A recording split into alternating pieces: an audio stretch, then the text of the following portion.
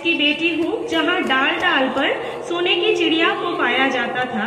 मैं उस देश की बेटी हूँ जहाँ इस भूगोल के पहले पूरे ब्रह्मांड का भूगोल समझ आता था। नमस्कार, আমি শান্তনা শর্মা।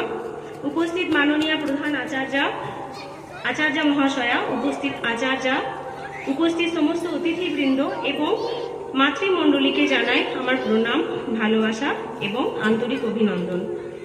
আজ আমরা এখানে এক বিশেষ গুরুত্বপূর্ণ বিষয় আলোচনা করার জন্য সমবেত হয়েছি, যা হলো নারী শক্তি।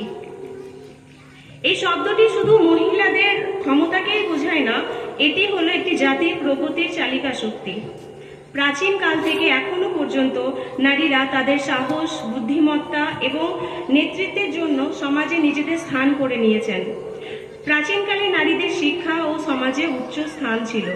গার্গী, মৈত্রেয়ী ছিলেন সেই দুই বিখ্যাত নারী দার্শনিক যারা বেদ ও উপনিষদ সম্পর্কে তাদের জ্ঞানের জন্য পরিচিত ছিলেন। রামায়ণ মহাভারতের নারী চরিত্র যেমন দ্রৌপদী, কনক, সীতা নারী শক্তি ও সাহসের প্রতীক দেখান।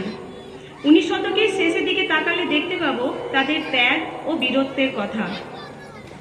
ঝাঁসি রানী লক্ষ্মীবাঈ থেকে শুরু করে রানী দুর্গাবতী এবং রানী কৈলাস কুমারী প্রত্যেকেই তাদের অসাধারণ ক্ষমতা ও বীরত্বের জন্য ইতিহাসে আজও স্মরণীয় হয়ে আছেন।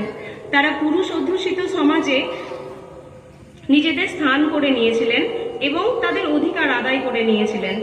প্রাচীনকাল থেকেই ভারতীয় নারীরা তাদের জ্ঞান, সাহস ও আত্মত্যাগের মাধ্যমে সমাজকে নতুন পথ দেখিয়েছেন।